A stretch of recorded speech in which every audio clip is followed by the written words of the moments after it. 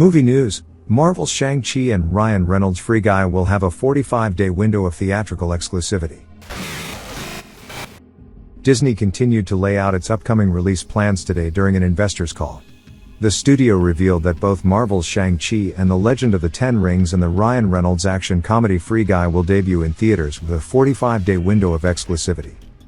Recently, Disney announced that it would be continuing its Premier Access program of simultaneously releasing features theatrically and on the studio's streaming service Disney Plus for a premium price. The strategy worked well for last summer's live-action Mulan reboot and this spring's Raya and the Last Dragon, and highly anticipated features like Black Widow and Jungle Cruise are set to go the Premier Access route later this summer. However, Shang-Chi and Free Guy, two high-profile blockbusters set to debut this fall and winter respectively, will forego Premier Access for a traditional, albeit truncated, theatrical release window before they become available for audiences to stream at home. For those of you keeping score, that means Disney will be releasing new films in 2021 in one of three ways: straight to Disney Plus, like Pixar's Soul and the upcoming Luca, in theaters and on Disney Plus simultaneously, like Black Widow, Jungle Cruise, and Cruella, or exclusively in theaters for a 45-day window. Fielding a question about the future of the Premier Access initiative during the call, Disney CEO Bob Chapek gave attendees a breakdown of the studio's current release strategy. Of course, 90% let's say of the domestic marketplace is open right now.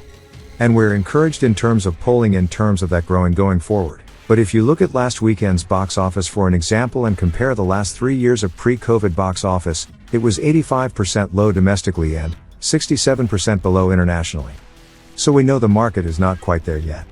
So the Disney Premier Access strategy, one of the things it gives us right now, and we're grateful for this, is the ability to go ahead and try to release things into the market, and try to reprime the pump, if you will, but at the same time know that for those consumers that are a little leery still about going into a packed theater, that they can go ahead and watch it in the safety and convenience of their home. In terms of going beyond this fiscal year, we've not announced exactly what our strategy is going to be in terms of which titles will be theatrical plus Disney Premier Access, which ones will be direct to Disney Plus or which ones will go into theaters. But know that we'll continue to watch the evolution of the recovery of the theatrical marketplace and we'll use that flexibility to make the right call at the right time. But right now we've only called those films in this fiscal year because of the relatively fluid nature of the recovery of exhibition. Disney is famously risk-averse, so the fact that they are hedging their bets so carefully for the immediate future even when it looks like the entertainment industry is finally returning to normal isn't surprising. What's more interesting is that it looks as though the previous industry standard of a 90-day window of exclusivity for theatrical releases won't survive the pandemic.